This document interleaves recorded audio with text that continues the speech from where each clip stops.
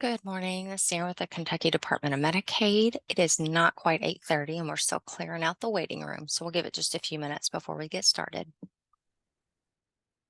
Good morning. Sounds good. I see Renee is here, but I don't see any other TAC members. So far, those are the only two I've seen log in.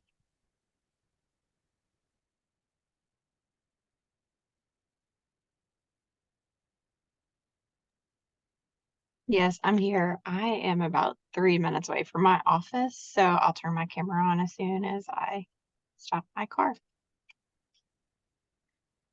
Had to drop off kids. Just a few more days of school.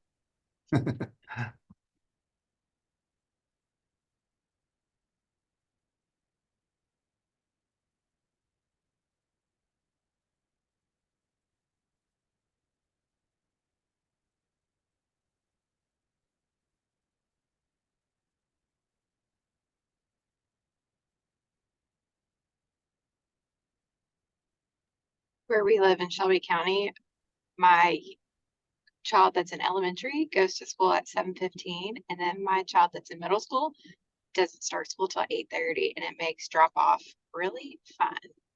Yeah, that's crazy.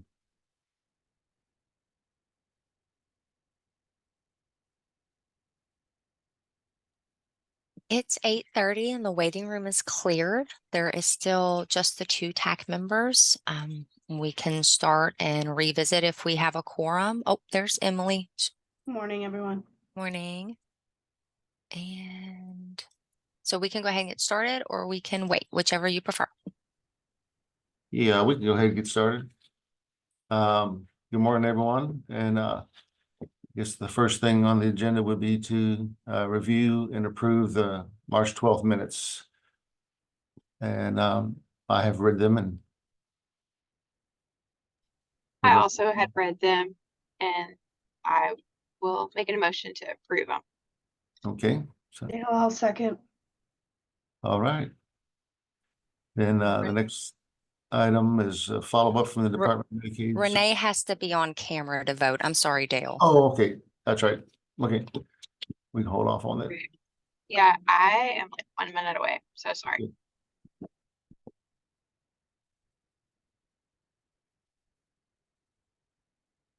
If you'd like, we could go ahead and move forward, and then I'll remind us before the end just to make sure we get everybody on camera so we're in compliance. Okay. Yeah. Excuse me. The first thing on old business is a follow-up on the Medicaid Department of Medicaid Services. What are our department's study findings on increasing the OT, PT, and speech fee schedule? That's been on the agenda for quite some time. So does anyone from Medicaid want to speak to that? Yes, sir. This is Justin Derringer. How are you today? Doing good, Justin. How are you? Doing well. So that is still in the process. We have, of course, there was a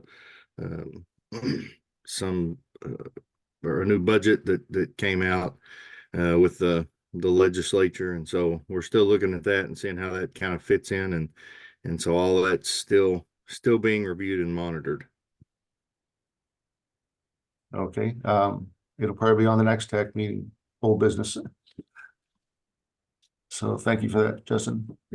And the next item of old business is following up on the process of getting a retro PA from traditional Medicaid when a member applies for disability and is assigned from an MCO to traditional Medicaid. Is that process getting any better?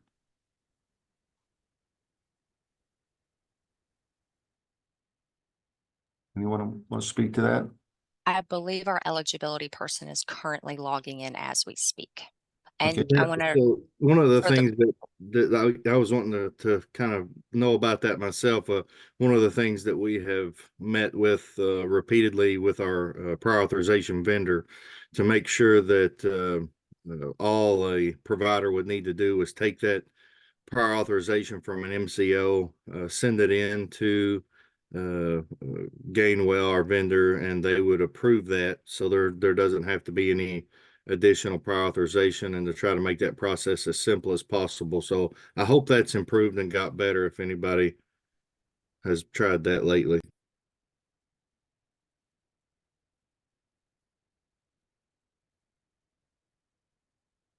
Morning, Aaron. I'm here. What was the question related to eligibility? We're on the number 2 for like the retro PAs with the eligibility when someone moves. And Dale may be able to explain it better than I am. I can. Yes, when a client applies for a disability and has an MCO, their eligibility goes to traditional Medicaid as their primary. And then after that process is complete, whether they get approved for disability or not, then it goes back to the MCO. But what has happened is the MCO pulls money back. And then it's hard for the member to get traditional Medicaid to or the provider rather to get traditional Medicaid to go ahead and pay for those services. So it leaves the provider in a financial problem actually. Yeah. No, I think- yes.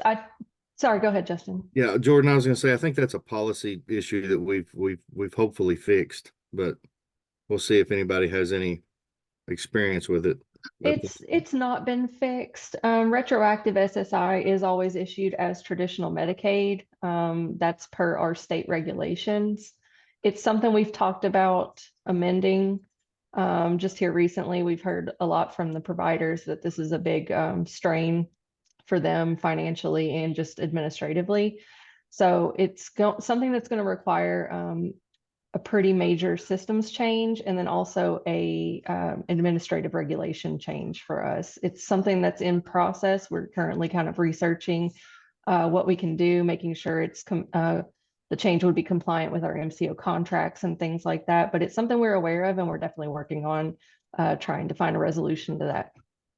So I think what you're talking about, Jordan, and correct me if I'm wrong, is making sure that actually doesn't happen, that in the future. So I think, and what I'm talking about is until that change occurs, in the meantime, what we're doing for that is to have the prior authorization from the MCO sent directly to the contractor that we use for payment, and that they'll immediately accept that prior authorization. And so what we have done in order to alleviate some of that is to work with our contractor to help them be able to accept those prior authorizations, recognize them, and process that faster. So that I think there for a time they were requiring dual prior authorization, so they were having to get an MCO prior authorization, and then after the change they would have to go get a prior authorization from traditional Medicaid. We stopped that, and then they were still kind of a long delay in the process. And so I think hopefully we have now made that a shorter and easier process until we can get that completely fixed, like Jordan said.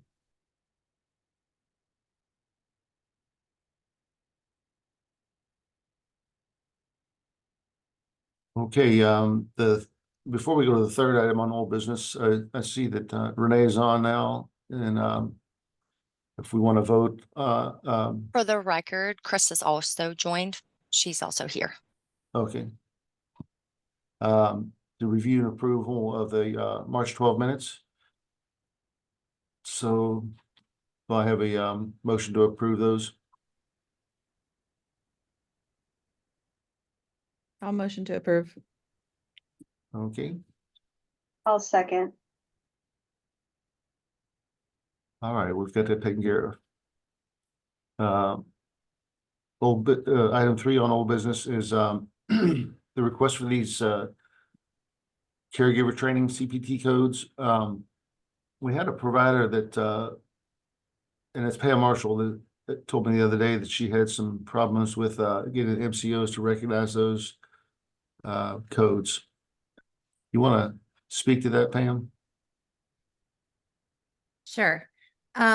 So what I've been told is there's not, even with Kentucky Medicaid, although those CPT codes have been on the fee schedule for 2024, there's not, no one knows what the stipulation is around utilizing them or obtaining a prior auth or how they can be billed. So we're told we can't bill them yet because the state hasn't decided those things. So we're bringing that forward to find out what DMS says about these codes.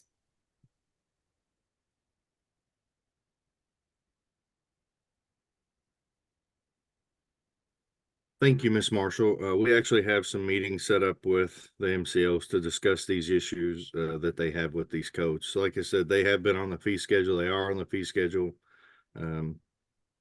They should be reimbursing for these codes. So we're going to meet with them to get all their issues cleared up, and hopefully that'll move forward. And then does that retro back to 1/1 or not? Because, you know, we feel pretty handheld that we haven't been able to use them. It just kind of depends on what their issues are. So I can't really say right now exactly when that will, each MCO will start. If that will retro all the way back to 1/1 or not, until we finish those meetings. Do you have any timeline? Justin, this is Holly with Anthem. We did confirm that these codes are loaded and payable for Anthem Medicaid.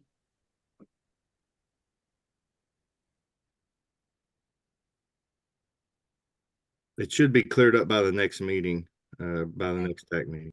Can we have each MCO, do they know if it is or isn't report? If each MCO is on here right now? Hey, this is Holly with Anthem. Can you all hear me? Yes. Thank you. Thank you. My headset's going in and out. I did, for Anthem Medicaid, we did confirm that these codes are loaded and payable for Anthem Medicaid. What about the rest of the MCOs? Can you confirm? Sorry, this is Good Stuart morning. on. Stuart on with WellCare. I'm trying to confirm now. Okay. Good morning. This is Dr. Cantor with United Healthcare. I'm trying to do the same. If I find out before the meeting's over, I'll let you know, but I'm asking my folks. Good morning, Nathan Morgan with Humana. Same there. We'll have to get back to you. Dale, this is Erin with Medicaid. I can send a follow-up email to the MCOs and ask them to provide that information in writing and send it out to the TAC. That'd be good. Perfect. Thank you. Moving on to new business. Retro disenrollment is something that also Pam brought up. Would you like to speak to that, Pam? Yeah, it's just our practice has been hit pretty hard with it, and I think it's what Jordan said, just the amount of time, you know, to have to go through this, and sometimes there are children that have a lot of service and it's retroed back a year, and the length of time sometimes is 3 or 4 months waiting for, and the amount of time we're spending having to track down, because nothing's clean. Like the way the MCOs are taking the money back, they'll miss some claims, they'll, you know, so then we can't bill to Medicaid, and then waiting for the off situation. And I have not heard in the last couple of weeks from my team how that PA process is going, but it's, you know, the whole thing is then claims will deny for no PA, even though we have a PA. And it's a real tough situation. The volume of it is tough.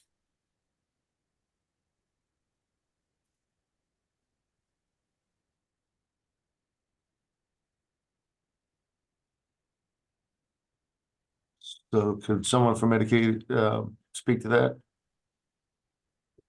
Well, I think this is, and I may be wrong, Jordan, but this is the same issue that Jordan was discussing earlier, that they were looking at or that they were aware of and that they were working on, trying to come up with a solution for.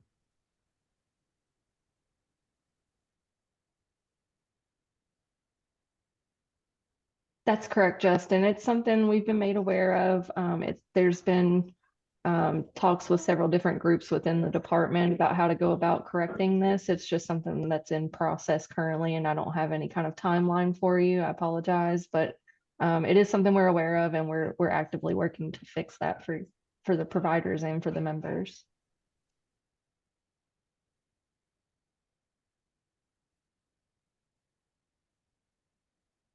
Okay, the next item is, Renee had sent me an email after I sent this, agenda out.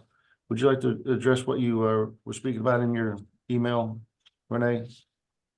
I am not sure what I said. I think it was me, Dale. I was Oh, like, okay. I don't think okay, good. Cause I'm like sorry, having, Chelsea. It was like, you. Yes. Sorry about that. Yeah, I didn't make it in time for the agenda. Sorry about that. Yeah, no, it was about the credentialing timeline. We're still having issues with that not being followed for the 70 days. I know that a couple people are trying to work on that, but specifically with Aetna, that's what we're having. We have a provider from December that's supposedly the credentialing is done, but they just haven't added them to the contract. I'm not sure why that takes so long, but anyway, I guess we don't know kind of what the recourse is there, how to get that situation solved, because we've reached out to people at Medicaid as well. And what Jeremy Durosset, I believe, is the one that asked us to email him. We've done that, haven't gotten responses. So I'm unsure of where to go from here with that. As you can imagine, that's quite frustrating. So.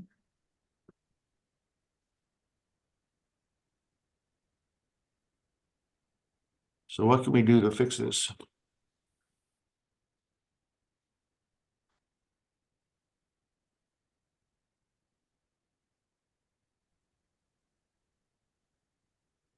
Hi, this is Angie Parker with Medicaid. So I think it's helpful, Krista, I'm sorry if I mispronounced your name wrong. I'm not sure how long ago you reached out to Jeremy, but I'm sure they're working on through that. And were you able to give them examples?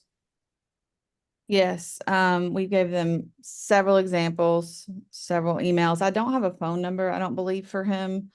I'll be happy to call if you know that's an option, but I don't have a number for him. I've reached out, like I said, again, to various different people through Aetna, because our provider rep hasn't been able to successfully fix it for us. So I've reached out to I guess her supervisor, as she's looking into it. I mean, you know, it's like we're just kind of kicking the can down the road here. So I don't Krista, this is Erin. I wanted to let you know, I do have a follow-up email out to Jeremy and Chelsea from where you had emailed me last week. Okay. So I wanted to let you know, I will follow up again on that if I don't hear back, so we can. Sure. I'm happy to follow. Yeah, I'm happy to follow whatever, you know, order I need to do that in, and when in the event that we do have issues. I did what we were told to do and haven't gotten anywhere with that. So that's why I'm unsure. And like Angie was saying, sometimes it does take a little bit of time, but we will make sure you at least get an update. Okay. I mean, obviously, we want you to work with the MCO first. Yes. And then if you can't get any resolution, that Right. there is the complaint process that you can go through. Yeah, And that's right. That's what Jeremy Armstrong DeRossett is the assistant director in that area, and Chelsea Agee is the branch manager. So as Erin said, she'll get a follow-up for you. Yes. Thank you. Sorry it's taking so long. Thank you.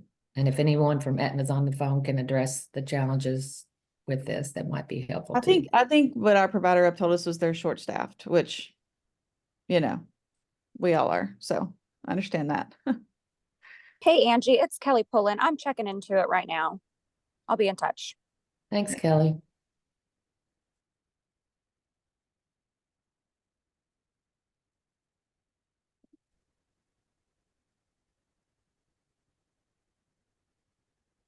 You're on mute, Dale. Sorry about that. Yeah, this is also not on the agenda, but at our company, we've been having some problems with getting with Kentucky Medicaid still requiring the physician's signature on a plan of care. It doesn't happen every time, but it's happened a few times where they're requiring us, they're coming back and wanting more information. And then more information that they're wanting is the physician's signature on the plan of care. So I was wondering if Kentucky Medicaid would get with their prior authorization reviewers and make it clear to them that we aren't required to do that. Absolutely. Thank you for letting us know that. We had no idea. I think they had a training on that right after that came out. So I don't know. I'll check into that and make sure that we get that corrected. Thank you. Thank you, Justin. All right, is there anything else that any TAC members or the public has to bring up?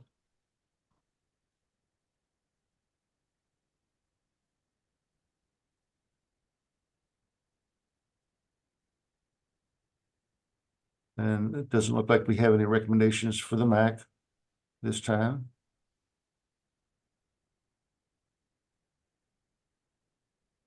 So if there's nothing else that you'd like to be placed on the agenda, then we can adjourn. And the next Therapy TAC meeting is Tuesday, July 9th. Dale, I just have one question, if DMS could speak to it. You know, again, back to, I think everyone's short-staffed, but Jeremy, I don't know if your team can speak to some of the problems we're having. We're just not getting that timely follow-up on it. I think Ashley sent an email on April 24th about the retro disenrollments, all the trouble we're having, and you know, details of some of those things. So I just want to make sure we're able to get you know, get timely responses to those things.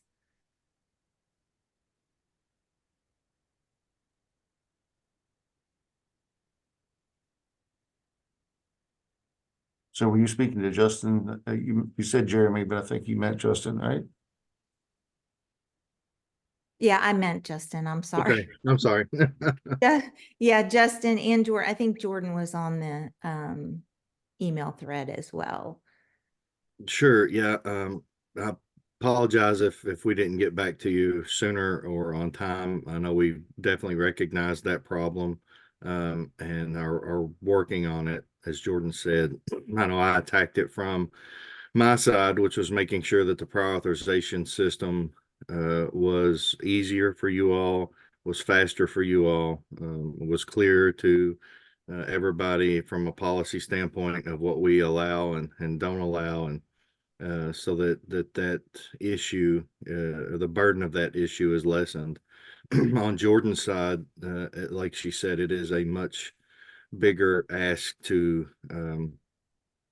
try to conquer that issue altogether. It is a integrated deep within all of our systems, within everything that we do. And so that is going to be a long process that is very involved. And, you know, we'll have to kind of see what we can do. And that process has already started, as Jordan said. So we've had several meetings. There's a lot of people involved. So we are working on it. Yeah. We just have, you know, specific questions to try to resolve the problems we got. Like Ashley explained, that we got a recoupment from the date range of 1/1/23 to 8/1/23, and we received that retro request on April 5th of this year. So, you know, it's more than a year, which makes it really hard to none of the systems work if it's past timely filing and all those things, if you're trying to refile and then it's got to be a manual process. And so the system doesn't even allow you to go through this retro disenrollment to fix it. Yeah, and so we have done multiple meetings with our provider as well, so that they understand that they overwrite those timely filings. We overwrite those timely filings here as well. So we've tried to kind of work around that also. But I do understand, and it's not just therapy providers, it's all providers. I mean, this is something that all providers deal with, from physicians to podiatrists to hospitals, everybody. So it is an issue everywhere, and we are working on it. Is there like, is there a better way, or does a rep really have to just work on the claims? Like, a Medicaid rep really have to work on the claims to get them through? They have to be worked on to get them through at this time, unfortunately.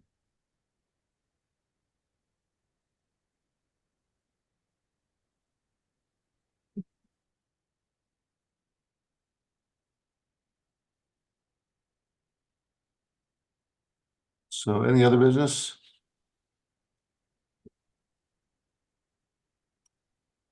If not, we'll see you Tuesday, July 9th. Thank you. Bye-bye.